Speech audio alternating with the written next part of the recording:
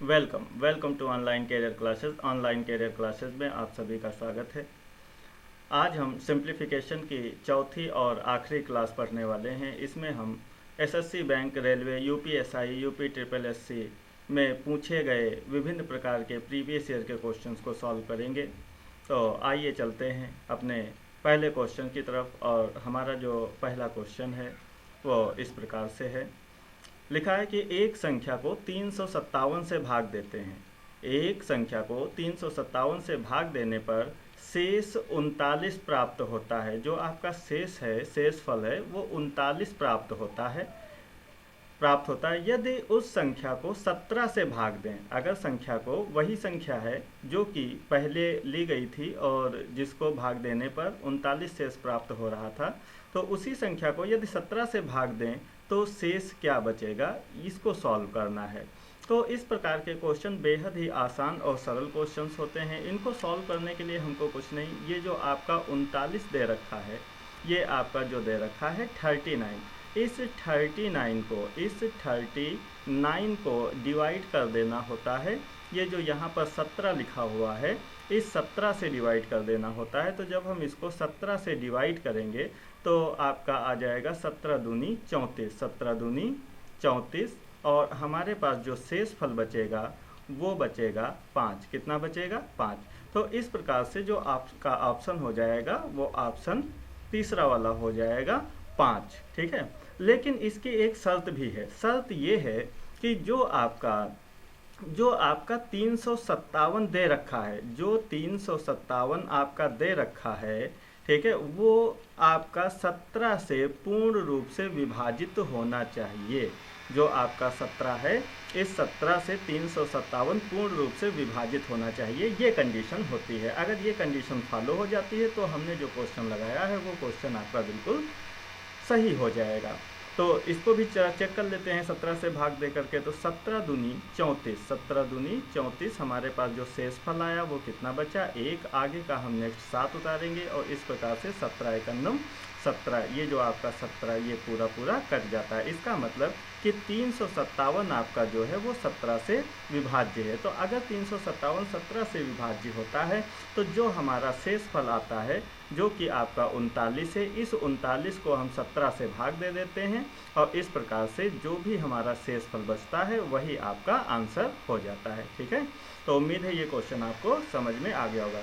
ऐसे क्वेश्चन जब भी आते हैं तो ये तो कंडीशन, पहली कंडीशन तो ये फॉलो ही होगी, ये तो होगी ही, तभी ये क्वेश्चन बन पाएगा। तो आपको कुछ नहीं करना, सिंपली बस ये जो आपका शेष फल बचता है, जो 39 बचता है, बस इस 39 को आपको 17 से भाग दे देना है। जब 17 से भाग दोगे तो जो भी शेष फल बचेगा, जैसे यहाँ पर 5 शेष फल बच गया, तो बस यही 5 आपका क्या हो गया? आंसर हो गया। ठीक है, तो ये क्वेश्चन उम्मीद है आपको समझ में आ गया होगा। अच्छा, अब हम नेक्स्ट क्वेश्चन की तरफ चलते हैं और नेक्स्ट क्वेश्चन हमारा है, लिखा है कि एक परीक्षा में एक विद्यार्थी को किसी संख्या का 3/14 ज्ञात करना था। त्रुटिवश उसने उस संख्या का 3/4 ज्ञात किया। जो सही उत्तर से 150 अधिक था, वह संख्या ज्ञात कीजिए। अच्छा, तो मान लेते हैं कि वो जो हमारी संख्या थी वो संख्या x थी। हमने मान लिया कि संख्या x थी। संख्या क्या, इसको निकालना क्या था? निकालना था इनको 3/14, मतलब संख्या का 3/14 निकालना था। ठीक है, आप जानते हैं कि जहाँ पर का होता है वहाँ पर आप मल्टीप्लाई का निशान, गुणे का निशान लगाते हैं, इसलिए यहाँ पर ये गुणे का निशान लग गया। इसको ऐसे भी लिखा जा सकता है, देखो, इसको ऐसे भी लिखा जा सकता है कि हमने संख्या मानी थी x और संख्या का निकालना था, कितना निकालना था? 3/14 निकालना था, 3/14 निकालना था। लेकिन उसने क्या किया? उसने किया कि जो संख्या था, संख्या का निकाल दिया 3/4। संख्या का क्या निकाल दिया? 3/4। इस प्रकार इन दोनों में जो डिफरेंस आया, इन दोनों में जो भी आपका डिफरेंस आया वो कितने का आ गया? 150 का आ गया। तो अब आपको बताना है कि ये जो x है या जो संख्या है वो संख्या क्या थी, ये आपको बताना है। तो देखते हैं, इसको सॉल्व करते हैं। तो यहाँ पर ये जो आपका x का जो आपने लिखा है, x का 3/14, तो इसका क्या मतलब होगा? इसका मतलब हो जाएगा कि x गुणे 3/14, x बटे 3/14, और इसका मतलब हो जाएगा x गुणे 3/4। ठीक है, अच्छा, इन दोनों का जो डिफरेंस हम करेंगे वो किसके बराबर आ जाएगा, 150 के बराबर आ जाएगा। तो ज़रा देखते हैं इसको। अच्छा, इसको और कैसे लिखा जा सकता है, इसको लिख सकते हैं हम, इसको लिख सकते हैं हम 3x/14, ठीक है, ये भी लिख सकते हैं। और इसको हम लिख सकते हैं 3x/4, ये भी लिख सकते हैं। तो इनका जो डिफरेंस है, ठीक है, डिफरेंस आप जानते हैं कि ये वाला क्या होगा, बड़ी संख्या होगी, और ऊपर वाली ये आपकी क्या होगी, छोटी संख्या होगी, क्योंकि यहाँ पर हम 14 से भाग दे रहे हैं। भाई, भाग जितनी बड़ी संख्या से देंगे उसका जो वैल्यू होगी या आंसर होगा वो उतना ही कम होता है। तो 14 से भाग दे रहे हैं तो संख्या हमारी क्या होगी, कम होगी। 4 से भाग देंगे तो संख्या हमारी बड़ी आएगी। तो इसका मतलब कि 3x/4 और यहाँ पे हम लगा देंगे माइनस, और माइनस आपका क्या हो जाएगा, 3x/14। 3x/14, इनका जो डिफरेंस है वो कितना आ रहा है, 150 आ रहा है। 150 के बराबर कर देंगे, x की वैल्यू निकाल देंगे सॉल्व करके। तो देखो क्या वैल्यू आएगी x की, सॉल्व करते हैं इसको। तो हमने बताया था कि इसको सॉल्व करने के लिए कि जो बटे में जो 4 लिखा है और यहाँ पे 14 लिखा है, ये दोनों बराबर होने चाहिए। मतलब जब इनके हर आपके बराबर होंगे तभी इसको हम सॉल्व कर पाएंगे। तो हर बराबर करने के लिए क्या करेंगे भाई, ये जो 4 है, 4 को आप मल्टीप्लाई करा दो 7 से, तो 7 चौक कितना हो जाएगा, 28। और 14 को मल्टीप्लाई करा दो किससे, 2 से, तो 14 दूनी 28 हो जाएगा। इस प्रकार से हर बराबर हो जाएंगे। तो हमने कहा था कि जिस संख्या को हम नीचे, जिस संख्या से भाग करते हैं, गुणा करते हैं, उसी संख्या से ऊपर भी हमको गुणा करना होता है। तो यहाँ भी हम किससे गुणा कर देंगे, 7 से, और इसमें हमने नीचे कितने से, 2 से भाग किया है, तो यहाँ ऊपर भी हम 2 से क्या कर देंगे, गुणा कर देंगे यहाँ पे। तो ये आपका ऊपर हो जाएगा 3 सते 21, 21x बटे कितना हो जाएगा, 7 चौक 28, 28, और माइनस ये आपका हो जाएगा ऊपर 3 दूनी 6, तो ये आपका हो जाएगा 6x/28। अब देखो यहाँ पे हर आपके क्या हो गए, बराबर हो गए। जब हर आपके बराबर हो गए तो आप इसको आसानी से सॉल्व कर सकते हो। कैसे सॉल्व करोगे भाई, 21 में से 6 घटा दो, तो 21 में से जब आप 6 घटाओगे तो कितना बच जाएगा, तो आपका बच जाएगा 15x। 28 को दूसरे साइड में ले चले जाओ तो 150, और ये जो बटे में 28 था वो इधर आएगा, तो किस में हो जाएगा, गुणे में 28 हो जाएगा। 15 इधर गुणे में है, 15 को दूसरे पक्ष में हम ले जाएंगे तो किस में आ जाएगा, भाग में आ जाएगा। तो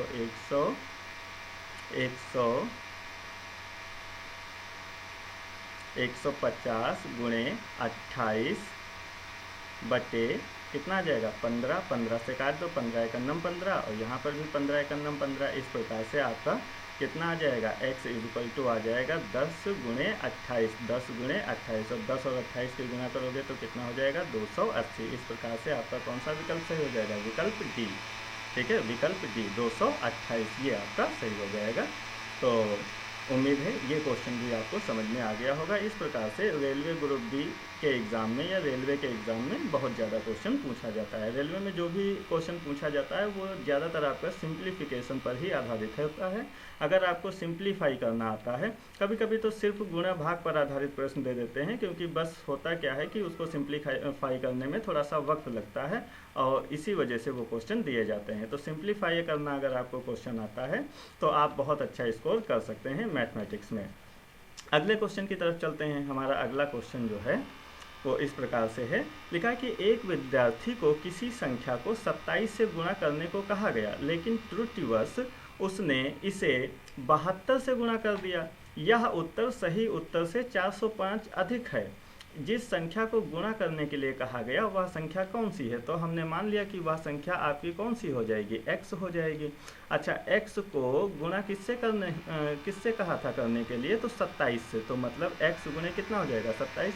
लेकिन उसने इसको गुणा, अच्छा तो ये कितना हो जाएगा, ये हो जाएगा 27x, ये हो जाएगा 27x। लेकिन उसने गुणा कर दिया, गलत, किससे गुणा कर दिया, गुणा कर दिया आपका 72 से। उसने 27 की जगह क्या कर दिया, 72 कर दिया। तो ये कितना हो जाएगा, ये हो जाएगा 72x, ठीक है।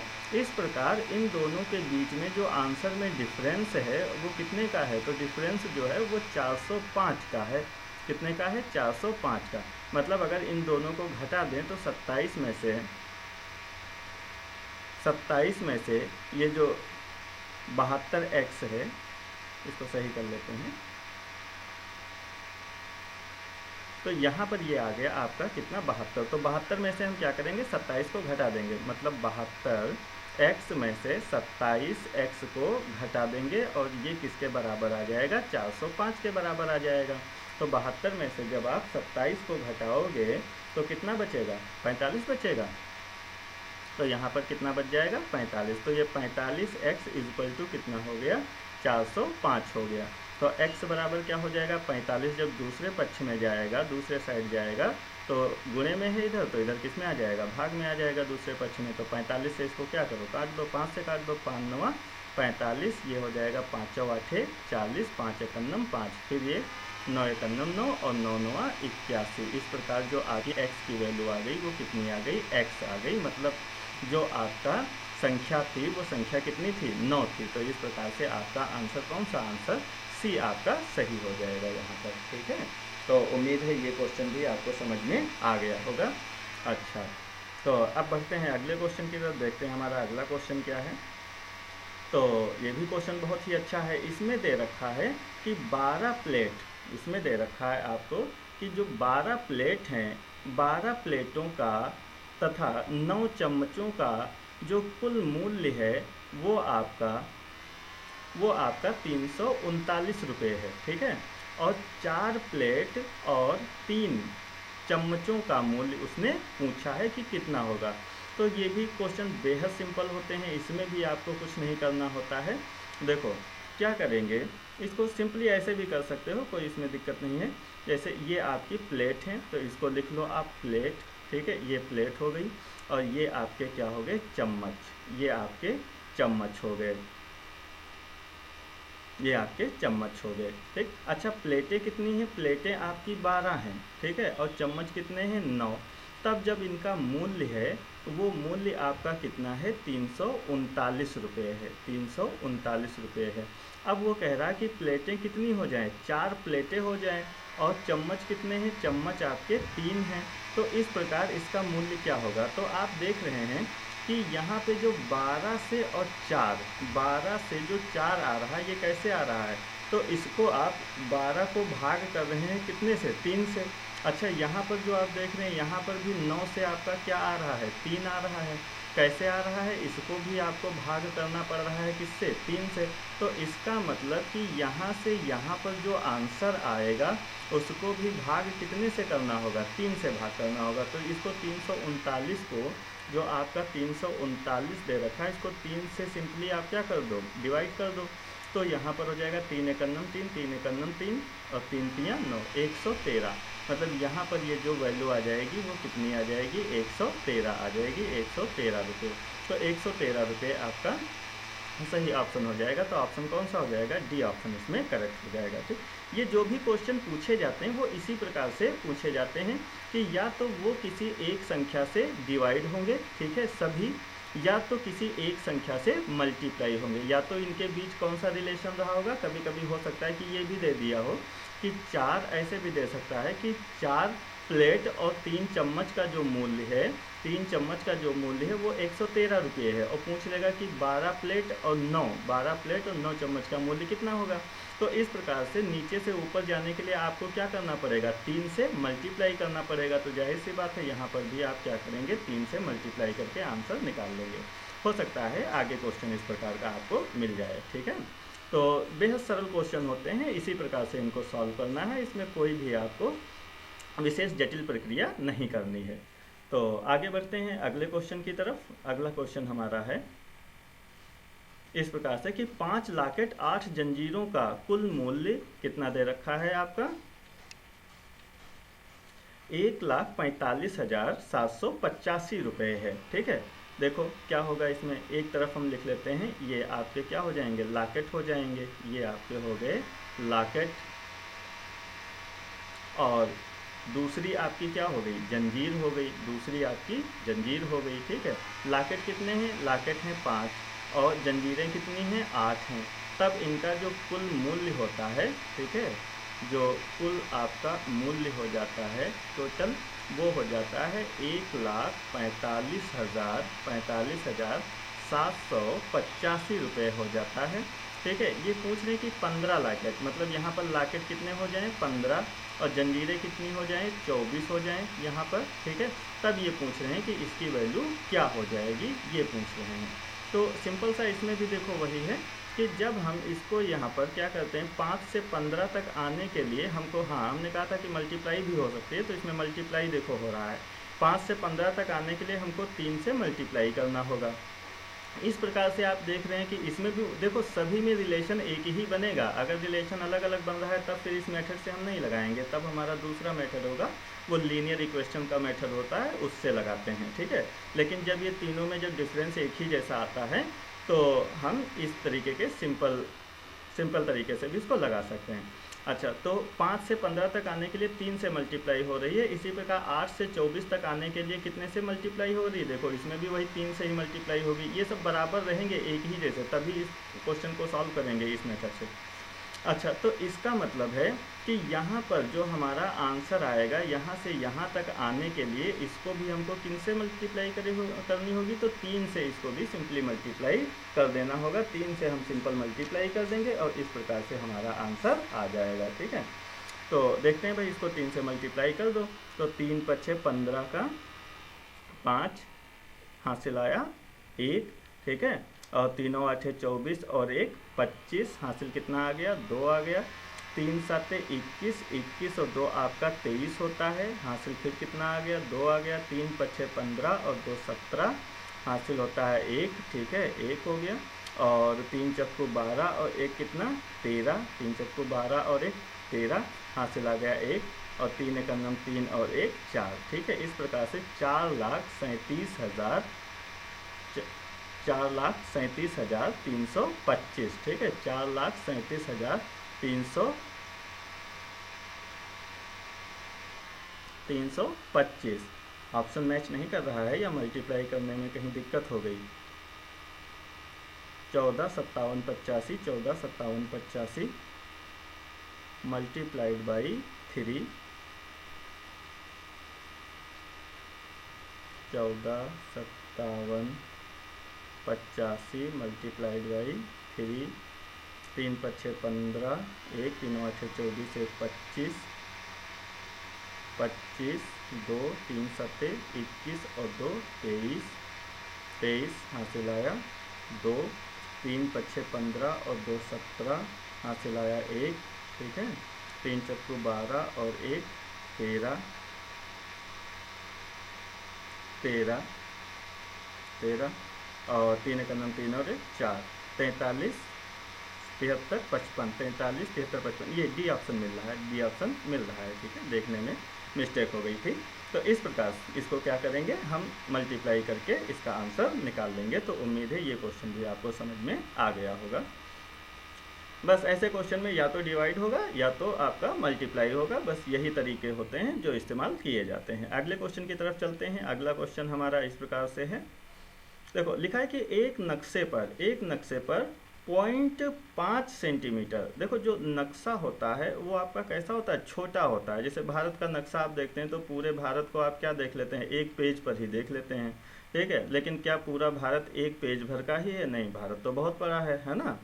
तो इस प्रकार से नक्शे पर जब कोई चीज़ होती है तो वो वास्तविक दूरी से कम होती है। नक्शे पर कोई भी चीज़ वास्तविक दूरी से कम होती है, ठीक है, और उसका एक मानक होता है। तो उसी मानक के आधार पर इस क्वेश्चन को सॉल्व करना है। जैसे ये लिखे हैं कि एक नक्शे पर 0.5 सेंटीमीटर जो है वो 10 किलोमीटर को व्यक्त करता है। वो किसको व्यक्त करता है, 10 किलोमीटर को व्यक्त करता है। मतलब जो 0.5 जो आपका 0.5 सेंटीमीटर है, 0.5 सेंटीमीटर है, वो किसको व्यक्त करता है, 10 किलोमीटर को व्यक्त करता है, ठीक है। यदि नक्शे पर दो नगरों के बीच की दूरी कितनी दे रखी है, 82.5 सेंटीमीटर हो, तो इन नगरों के बीच वास्तविक दूरी कितनी होगी। तो इसको दो तरीके से हम लगा सकते हैं। एक तो हमारा होता है ऐकिक नियम, एक को हम कहते हैं ऐकिक नियम, ऐकिक नियम, या इसी को 1-1 रूल भी कहा जाता है, 1-1 रूल भी कहा जाता है। एक तो इससे लगा सकते हैं, और दूसरा आपका होता है अनुपात समानुपात, अनुपात समानुपात। ठीक है, इस मेथड से इसको लगा सकते हैं। दोनों तरीके आपके आसान होते हैं, कोई दिक्कत नहीं। तो देखो, जैसे एकक नियम क्या होता है, तो एकक नियम हम थोड़ा सा जान लेते हैं कि एकक का मतलब होता है एक।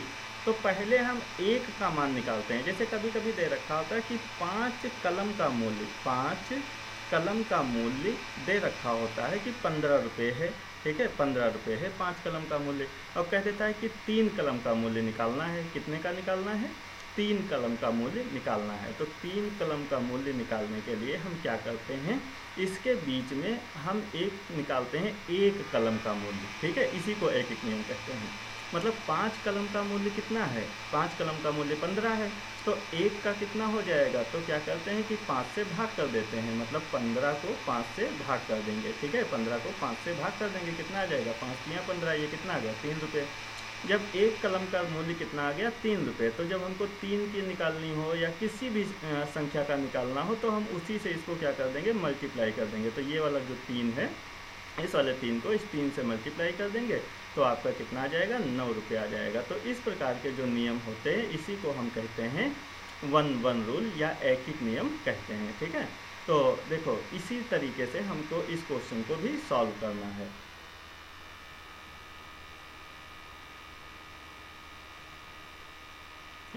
तो देखो क्या होगा, यहाँ पे 0.5 सेंटीमीटर दे रखा है। 0.5 सेंटीमीटर 10 किलोमीटर के बराबर है। तो 1 सेंटीमीटर आपका किसके बराबर हो जाएगा?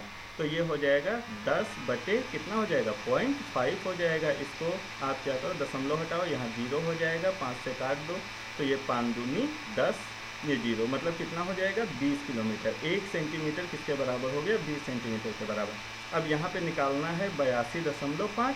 तो 82.5 की हम गुणा करा देंगे किससे? 20 से। 82.5 और गुणा इसकी करा दो 20 से। तो ये आपका कितना हो जाएगा? 5 दूनी 10 का 0, 1 0 ये आ जाएगा 20 वाला, और 5 दूनी 10 का 0, हासिल आया 1, 2 दूनी 4 और 1 5 हो गया। ठीक है, और 2 अठे कितना हो गया? 16 हो गया। अच्छा, दशमलव एक संख्या पहले लगा है, तो एक संख्या पहले दशमलव लग जाएगा। इसका मतलब ये हो जाएगा 1650। कितना हो जाएगा? 1650 किलोमीटर। यही आपका आंसर हो गया। तो आंसर क्या हो जाएगा? 1650 किलोमीटर इसका आंसर हो जाएगा। अब देख लेते हैं कि ये अनुपात समानुपात से कैसे लगता है। तो अनुपात समानुपात से भी ऐसे ही लग जाएगा, उसमें भी कोई दिक्कत नहीं होगी। तो जैसे इसमें दे रखा है कि 0.5, 0.5, 0.5 और अनुपात लगा लेंगे। ये किसको रिप्रेजेंट कर रहा है? 10 किलोमीटर को। तो यहाँ अनुपात लगा लेंगे 10। फिर हम समानुपात का निशान लगाते हैं इस प्रकार से, और हमको कितना निकालना है? 82.5। तो ये 82.5 हो जाएगा। और ये किसको रिप्रेजेंट करेगा? तो हम मान लेते हैं x को। अच्छा, अनुपात समानुपात में आप जानते हैं कि ये बाहर बाहर की मल्टीप्लाई हो जाती है। ठीक है, और जो अंदर अंदर की संख्याएं होती हैं, इनकी मल्टीप्लाई हो जाएगी। तो इस प्रकार से ये हो जाएगा 0.5 गुणे x हो जाएगा। इधर हो जाएगा आपका 10 गुणे 82.5। ठीक है, ये 0.5 को दूसरे पक्ष में ले जाओ, तो x बराबर निकालना है आपको। तो ये हो जाएगा 10 गुणे 82.5, 82.5 डिवाइड बाई 0.5। ये पॉइंट से पॉइंट हटा दो। ठीक है, 5 से काट दो, 5 से काटेंगे तो 5 एकन्नम 5, 5 एकन्नम 5, 5 छक्का 30, 5 25, 165। तो ये हो जाएगा x बराबर हो जाएगा 10 गुणे 165। ठीक है, 10 से 165 की गुणा करेंगे तो ये कितना हो जाएगा? 1650 किलोमीटर। तो इससे भी वही आंसर आ जाएगा, 1650 किलोमीटर। ठीक, तो ये दोनों तरीके होते हैं। जो तरीका आप लगाना चाहें वो तरीका आप लगा सकते हैं। ठीक, तो उम्मीद है ये क्वेश्चन आपको समझ में आ गया होगा। अगले क्वेश्चन की तरफ बढ़ते हैं। इसमें लिखा है कि एक किसान के पास कुछ मुर्गियां तथा बकरियां हैं। इस प्रकार के क्वेश्चन जो होते हैं, इसमें बच्चे बहुत ज़्यादा कंफ्यूज होते हैं। ठीक है, वो विभिन्न प्रकार की ट्रिक लगाया करते हैं और क्वेश्चन को सॉल्व नहीं कर पाते हैं, क्वेश्चन को गलत कर देते हैं। तो इसको बेसिक तरीके से, हमेशा इसको बेसिक तरीके से लगाओ, तुरंत ये क्वेश्चन सॉल्व हो जाएगा। इसमें किसी भी प्रकार की कोई दिक्कत आने वाली नहीं है। तो लिखा कि किसान के पास कुछ मुर्गियां तथा बकरियां हैं। यदि इन सबके कुल 240 सिर तथा 640 पैर हों तो मुर्गियां कितनी हैं? अच्छा, तो यहाँ पर आप ध्यान देंगे कि अगर आपसे सिर कह दे, अगर आपसे क्या कह दे, सिर कह दे, तो सिर भैया उतने ही होंगे जितने आपके पास जानवर होंगे, ठीक है। तो चाहे कुल जानवर कह दे, चाहे कुल जानवर कह दे और चाहे कुल सिर कह दे, बात एक ही होती है, क्योंकि किसी भी जो आपकी स्पीसीज होती है उसके दो सिर नहीं होते हैं। देखो सांप में एक सांप होता है, वो अलग बात है कि उसके दो सिर होते हैं, ठीक है, लेकिन किसी भी स्पीसीज के दो सिर नहीं होते हैं, तो सिर एक ही होता है, ठीक है। अगर एक ही सिर होता है तो अगर उसके कुल सिर अगर आपको दे रखे हैं तो चाहे उसके कुल सिर कह दो, चाहे उसको क्या कह दो कि कुल जानवर, तो वही संख्या जो कुल सिरों की संख्या होती है वो किसके बराबर हो जाती है, कुल जानवर की संख्या हो जाती है। 240 सिर हैं, इसका मतलब कि जो आपके कुल जानवर हैं वो कितने हैं, 240। अच्छा, 240 में से आपके क्या हैं कि कुछ तो आपकी हैं मुर्गियाँ, कुछ आपकी क्या हैं, मुर्गियाँ हैं, मुर्गियाँ हैं, और दूसरे आपके क्या हैं, बकरियाँ हैं, दूसरी आपकी बकरियाँ हैं, ठीक है। अच्छा, यहाँ पर एक चीज़ और दे रखी है कि देखो मुर्गियाँ हम मान लेते हैं, हम मान लेते हैं कि मुर्गियाँ हमारे पास कितनी हैं, x हैं। अच्छा, तो बची हुई जो संख्या होगी वो क्या हो जाएंगी, आपकी बकरियाँ हो जाएंगी। तो बची हुई संख्या कितनी हो जाएगी, तो ये जो 240 है भाई, 240 में से मुर्गियाँ कितनी हो गई, x हो गई। तो 240 में से ये जो x है इसको माइनस कर दोगे तो शेष जो संख्या होगी वही बकरियां हो जाएंगी। तो जो आपकी बकरियां हो जाएंगी वो 240 माइनस x हो जाएंगी। इस पॉइंट को अगर आप समझ लेते हैं तो आपको क्वेश्चन करने में कोई भी कठिनाई नहीं होगी। चलो इसको एक बार हम और समझ लेते हैं। इसको देखो, इसको क्या करेंगे, देखो हमने कहा कि कुल जो आपके सिर हैं या कुल जानवर हैं वो आपके हैं 240। 240 में से आपकी हो गई मुर्गियाँ, ठीक है, 240 में से कुछ हो गई मुर्गियाँ और ये मुर्गियाँ हमने मान ली x। तो जो बची हुई संख्या है, बची हुई संख्या वो आपकी क्या हो जाएंगी, बकरियां हो जाएंगी। और वो जो बकरियां हैं उनको वो कितनी हो जाएंगी, तो वो 240 में से आप क्या करेंगे, x को घटा देंगे, तो ये जो संख्या होगी ये बकरियों की संख्या हो जाएगी। ठीक उसी प्रकार से जैसे अगर हम आपसे कह दें कि एक संख्या में कुल जो विद्यार्थी हैं वो 15 हैं, कुल विद्यार्थी कितने हैं, 15 हैं, और हम कह दें भाई जो कक्षा होगी, कक्षा में 2 ही लोग होंगे, या तो आपके क्या हो सकते हैं, बॉय हो सकते हैं, मतलब बॉय होंगे, और क्या होंगे, गर्ल होंगे। तो अगर हम कहते हैं कि जो बॉय हैं वो 5 हैं, बॉय कितने हैं, 5, तो अगर हम आपसे पूछ लें कि गर्ल कितनी होंगी तो आप क्या करोगे, टोटल कितना है भाई, टोटल है 15, 15 में से 5 हो गए बॉय, तो बॉय निकाल दो इसमें से, तो 15 में से 5 निकाल दोगे, शेष कितना बच जाता है, 10। तो आप कहोगे कि 10 आपकी क्या हो गई, गर्ल्स हो गई। मतलब आपने इस 10 को पाने के लिए क्या किया है, 10 को पाने के लिए आपने 15 में से जो कुल संख्या थी, कुल संख्या में से आपने बॉयज़ की संख्या जो थी 5, उसको आपने माइनस कर दिया, तब ये आपके पास आ गया रिजल्ट 10, ठीक है। तो इसी प्रकार से हम क्या करेंगे कि टोटल आपके कितने थे, 240, ठीक है, 240 आपके पास ये कुल जानवर हैं, कुल जानवर हैं ये आपके 240। तो 240 में से x हमने मुर्गियां मान ली, तो जब हम x इसमें से घटा देंगे, 240 माइनस x कर देंगे, तो हमारे पास ये बकरियों की संख्या आ जाएगी, ठीक है। उम्मीद है ये आपको समझ में आ गया होगा, ठीक। अच्छा, एक चीज़ और याद रखेंगे, यहाँ पर जो संख्या हमसे पूछी जाती है, जैसे मुर्गियों के बारे में पूछा गया है, तो ये जो x हम लेट करेंगे वो हम मुर्गियों को ही मानेंगे, ठीक है। ऐसा करने पर जो हमारा क्वेश्चन होता है, क्वेश्चन जिसको हम ह्यूमन एरर कहते हैं, तो वो ह्यूमन एरर नहीं होगी, क्योंकि कभी कभी ऐसा होता है कि अगर यहाँ पर आपने मान लिया मुर्गियाँ, बकरियों की जगह मुर्गियाँ मान लिया, ठीक है, तो मुर्गियां जब आप मान लोगे और यहाँ पे आप क्या मानोगे, बकरियां, ये मुर्गी की जगह क्या मान लोगे, बकरी मान लोगे, तो जो हमारा रिजल्ट निकल के आएगा x बराबर हमारा निकल के आएगा बकरियों की संख्या। किसकी संख्या निकल के आएगी, बकरियों की संख्या निकल कर आएगी। और आप तुरंत उससे क्या कर देते हो, विकल्प मार देते हो, टिक कर देते हो, और वो विकल्प आपका गलत हो जाता है, ठीक है, क्योंकि वहाँ पर जो संख्या होगी, अगर इसको हम बदल देंगे, मुर्गी की जगह बकरी और बकरी की जगह मुर्गी कर देंगे, तो आपका क्या हो जाएगा, फिर 240 में से वो चीज़ घटानी होती है।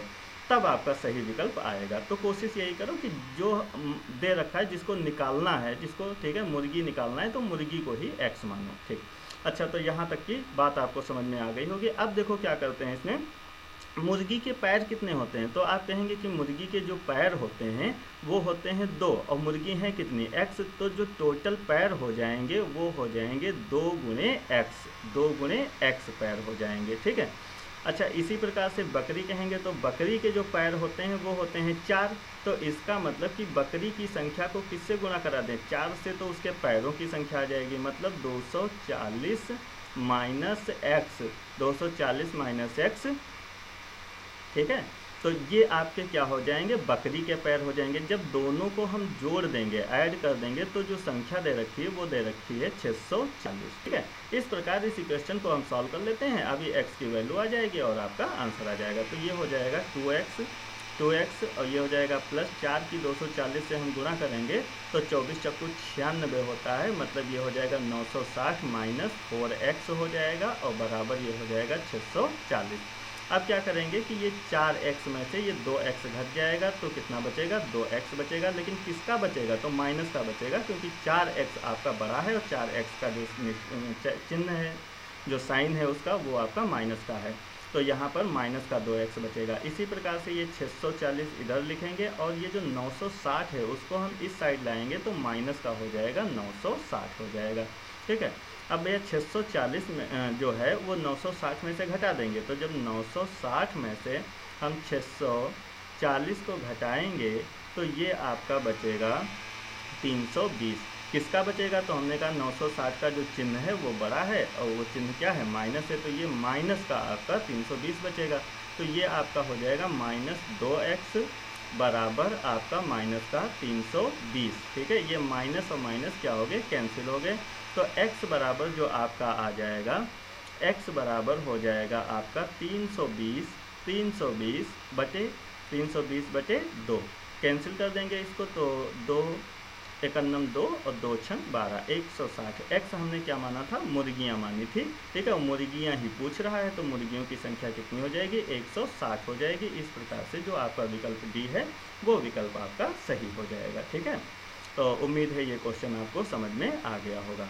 अच्छा, अब बढ़ते हैं अगले क्वेश्चन की तरफ। अगला क्वेश्चन हमारा है, इसमें दे रखा है कि एक परीक्षा में किसी परीक्षार्थी को प्रत्येक सही उत्तर के लिए 5 अंक मिलते हैं। प्रत्येक सही उत्तर के लिए अंक कितने मिलते हैं, 5 अंक मिलते हैं। ठीक है, तथा गलत उत्तर के लिए 2 अंक काट लिए जाते हैं। जिस प्रकार से आप लोग परीक्षा देते हैं, माइनस मार्किंग होती है, तो सही प्रश्न का अंक होता है। ठीक है, इसी प्रकार से जब आप गलत क्वेश्चन को अटेम्प्ट कर देते हैं तो उसका अंक क्या होता है, काट लिया जाता है। किसी किसी में 1/4 होता है, किसी किसी में 1/3 होता है। UPSSC की जो कुछ परीक्षाएं बीत गई हैं उनमें तो 1/2 तक की माइनस मार्किंग थी। तो इसी प्रकार से यहाँ पर भी ये क्वेश्चन कह रहा है कि 5 अंक मिलते हैं सही प्रश्न के लिए और गलत उत्तर के लिए 2 अंक काट लिए जाते हैं यदि वह 140 प्रश्नों का उत्तर दे। अब देखो ध्यान दो, यहाँ पर वो जो अटेम्प्ट कर रहा है वो 140 क्वेश्चन अटेम्प्ट कर रहा है, 140 क्वेश्चन अटेम्प्ट किए जा रहे हैं उसके द्वारा। ठीक है, तथा 350 अंक प्राप्त करे तो उसने कितने प्रश्नों का सही उत्तर दिया है। तो वही चीज़ है कि इसको भी हम क्या करेंगे, हाँ, या तो देखो जो 140 क्वेश्चन अटेम्प्ट किए जा रहे हैं उसमें या तो आपके क्या हो सकते हैं, सही हो सकते हैं, और या तो आपके क्या हो सकते हैं, गलत हो सकते हैं। भाई यही तो संभावना हो सकती है। अगर सही वाले को हम x मान लेते हैं तो गलत वाले कितने हो जाएंगे, 140 माइनस x हो जाएंगे। 140 माइनस जो प्रीवियस क्वेश्चन था बिल्कुल उसी पर, जो बेसिक क्वेश्चन जब बेसिक मेथड से हम लगाते हैं तो आपका मेथड नहीं बदलता है, क्वेश्चन चाहे जिस प्रकार का भी हो। तो इसमें क्या करेंगे कि भाई x हमने मान लिया कि सही क्वेश्चन उसने अटेम्प्ट किए हैं x, तो गलत कितने हो जाएंगे, गलत हो जाएंगे भाई 140 में से x घटा दोगे तो ये गलत क्वेश्चन हो जाएंगे। अच्छा, जो सही क्वेश्चन है उसके लिए अंक कितने मिल रहे हैं, 5, तो इसका मतलब कुल अंक कितने हो जाएंगे, 5 गुणे x। ठीक है, ये तो आपके कुल अंक हो जाएंगे सही के लिए। और गलत के लिए कितने अंक उसके कट जाएंगे, तो गलत के लिए अंक कितने दे रहे हैं, 2 काट रहे हैं, तो ये हो जाएगा 2 गुणे 140 माइनस x। ठीक है, तो ये आपके सही वाले के लिए अंक हैं और ये वो अंक हैं जो काट दिए जाते हैं। तो इनका जो डिफरेंस करोगे, ठीक है, तो डिफरेंस करोगे तो हमारे पास कुल अंक जो प्राप्त होते हैं वो आ जाएंगे। और वो कितने हैं आपके 350, वो आपके कितने हैं 350। तो ये आपका हो जाएगा 350 के इक्वल हो जाएगा 350। इसको सॉल्व कर लेते हैं, x की वैल्यू निकाल लेते हैं, बस आपका क्वेश्चन सॉल्व हो जाएगा। तो ये आपका 5x हो जाएगा माइनस ये मल्टीप्लाई कर देंगे 140 की 2 से, तो आपका कितना हो जाएगा 14 दूनी 28, 280 हो जाएगा। अच्छा, ये माइनस से जब ब्रैकेट खोलेंगे तो माइनस और माइनस क्या हो जाएगा, प्लस हो जाएगा, ठीक है। और 2 की x में गुणा करेंगे तो ये हो जाएगा 2x, इस प्रकार से। तो ये हो जाएगा 350।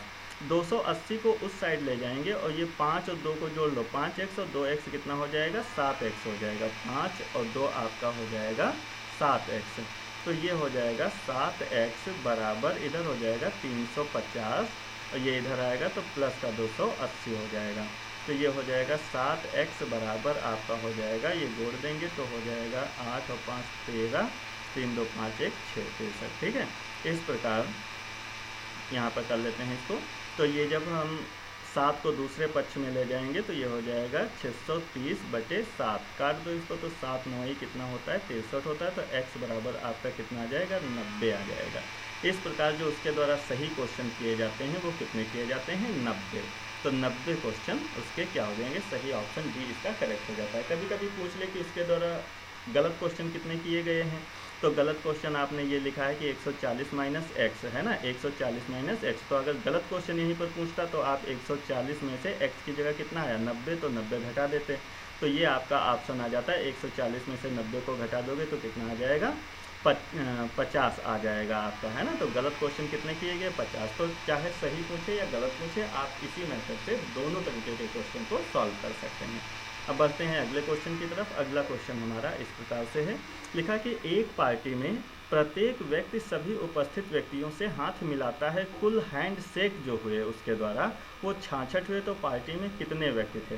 तो इसके लिए एक फार्मूला होता है, उस फार्मूले को आप याद रखेंगे और उससे आप क्वेश्चन सॉल्व करेंगे इस प्रकार के।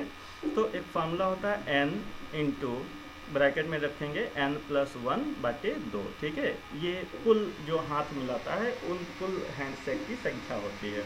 अच्छा, ये कितनी दे रखी है, ये दे रखी है 66 दे रखी है।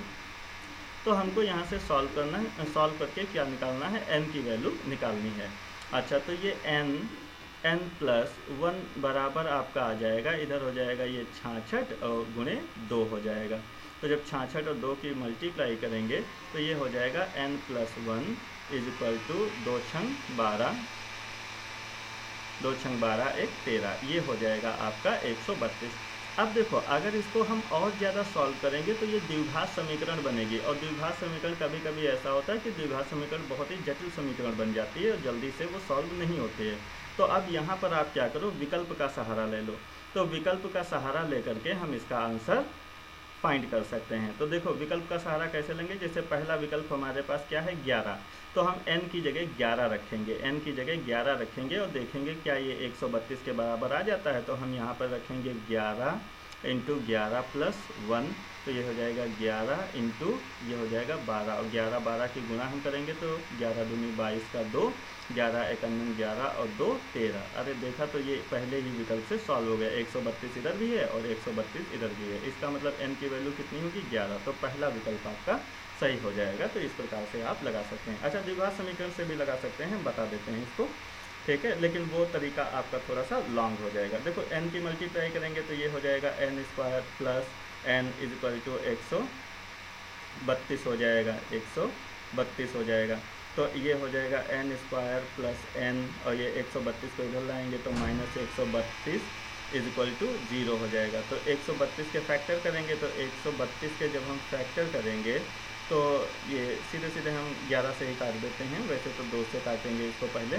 तो 2 छंग 12, 2 छंग 12, फिर 2 से काटेंगे तो 2 तियाँ 6, 2 तियाँ 6, फिर ये 3 से कटेगा तो 3 एकनम 3 एकनम 3। तो इस प्रकार से ये हो जाएगा 2 दूनी 4 तियाँ 12, मतलब 12 और 11 के फैक्टर ये यहाँ पर होंगे। ये 132 के इस प्रकार से हम फैक्टर करते हैं कि इनको जोड़ने या घटाने पर यहाँ पर n है, n का मतलब 1n, मतलब 1 आना चाहिए। तो हम ये लिखेंगे कि n² प्लस ये लिखेंगे 12n minus 11n minus 11n और माइनस 132 इज इक्वल टू 0। तो ये n कामन ले लो, तो ये n प्लस 12 हो जाएगा। यहाँ से माइनस 11 कामन ले लो, तो ये हो जाएगा n plus 12 is equal to 0। तो ये आपका हो जाएगा, एक ब्रैकेट में हो जाएगा n प्लस 12 हो जाएगा और दूसरे ब्रैकेट में हो जाता है n minus 11 is equal to 0 हो जाएगा। एक बार हम n प्लस 2 के इज इक्वल टू 0 रखेंगे तो n plus 12 is equal to 0 करेंगे तो n इज इक्वल टू हो जाएगा माइनस 12। और हमारी जो इंसानों की संख्या है वो माइनस में नहीं हो सकती। इस प्रकार से ये ऑप्शन आपका गलत हो जाएगा, ठीक है, क्योंकि ये माइनस में आ रहा है। दूसरा हम क्या करेंगे, ये n माइनस 1 जो है इसके इज इक्वल टू हम क्या कर देंगे, 0 कर देंगे, n minus 11 is equal to 0। तो n इज इक्वल टू आपका क्या हो जाएगा 11, यही आपकी क्या हो जाएगी संख्या। तो आपने देखा कि द्विघात समीकरण से ये क्वेश्चन काफ़ी लॉन्ग हो जा रहा था, इसलिए हम विकल्प का सहारा लेंगे, तुरंत ही आपका क्वेश्चन हो जाएगा। आज का हमारा जो लास्ट क्वेश्चन है वो इस प्रकार से है, लिखा है कि वही क्वेश्चन आ गया, ठीक है। लिखा है कि एक वन में कुछ तोते तथा कुछ बाघ हैं, यदि इनकी कुल संख्या दे रखी है तो कुल संख्या आपकी कितनी है 1746। कुल टांगों की संख्या जो है 1746 दे रखी है तथा कुल जो सिर दे रखे हैं वो 858 दे रखे हैं। तो तोतों की संख्या निकालना है। तो देखते हैं इसको, वैसे ही हम करेंगे। ये आपके टोटल कितने हो जाएंगे 858। तो ये 858 हो गए। हमने कहा 858 में से एक तो आपके क्या होंगे, किसकी संख्या निकालनी है भाई, तोतों की। तो पहले हम क्या लिख लेंगे, तोते लिख लेंगे। तो ह्यूमन एरर आपकी नहीं होगी, ठीक है। तो तोते हमने क्या मान लिए, x मान लिए। तो दूसरी तरफ आपके क्या हो जाएंगे, दूसरी तरफ आपके बाघ हो जाएंगे। और ये जो बाघ हैं आपके वो कितने हो जाएंगे, वो आप घटा देंगे 858 जो है 858 में से आप कितना घटा देंगे, x घटा देंगे। तो ये हमारे हो जाएंगे बाघ हो जाएंगे। आप कह रहे हैं जैसे तोते जो होते हैं उनके पैर कितने होते हैं भाई, तो आप कहेंगे 2 होते हैं, तो इसके पैर हो जाएंगे 2x हो जाएंगे, ठीक है। और इसके पैर बाघ के 4 होते हैं, तो ये हो जाएगा 4 से मल्टीप्लाई कर देंगे तो 858 माइनस x 4 से मल्टीप्लाई कर देंगे। दोनों को जोड़ देंगे तो कुल पैर हो जाएंगे या कुल टांगे हो जाएंगी, कितनी दे रखी हैं 1746 दे रखे हैं। तो इस प्रकार से ये 2x सॉल्व कर लेंगे, 2x प्लस ये हो जाएगा 4 से इसकी 858 की मल्टीप्लाई करेंगे तो 4 और 8 32, हासिल लगा 3, 4 5 15 और 3 आपका 4 5 20, सॉरी 4 5 20 और 3 आपका हो जाता है 23 और 23 का हो जाएगा 3, 2 कैरी आएगा, 4 और 8 32 और 2 आपका कितना हो जाएगा 34 हो जाएगा। और माइनस का 4x हो जाएगा इज इक्वल टू 1746 हो जाएगा, ठीक है। सॉल्व कर लेते हैं इसको, 4x में से 2x घट जाएगा तो माइनस का 2x बचेगा, इधर हो जाएगा 1746 और ये 3432 इधर आएगा तो माइनस का हो जाएगा 3432। घटा देंगे भाई 3432 में से, 3432 में से आपको घटाना है 1746, तो 1746 ये घटा देंगे तो आपका हो जाएगा ये 6 बचेगा, यहाँ पर बचेगा 2 कैरी लेंगे, 12 आएगा, 12 में से 4 गया, ये 8 बचेगा, यहाँ पर बचेगा 3, 13 में से 7 गया तो यहाँ पर हो जाएगा 6 और यहाँ पर आपका 1 बचेगा तो 1686 बचेगा, 1686। तो माइनस का 2x इजिकल टू हो जाएगा माइनस का 1686, माइनस माइनस कैंसिल हो जाएंगे, ठीक है। x इजक्वल टू आपका आ जाएगा 1686 बटे 2, तो ये हो जाएगा, काट दो इसको, तो 2 8 16, 2 चक्कू 8, 2 8 16, 2 चक्कू 8 और 2 पहिया 6, 843, ठीक है। तो यही x हमने क्या माना था, तोते की संख्या पूछ रहा है तो कितना हो जाएगा 843। तो इस प्रकार से विकल्प आपका डी सही हो जाएगा। तो आज की क्लास ये हमारी यहीं पर समाप्त होती है। अगर आपको वीडियो अच्छा लगा हो तो कृपया हमारे चैनल को लाइक करें, सब्सक्राइब करें और अपने दोस्तों के साथ शेयर करें। Thank you very much for watching.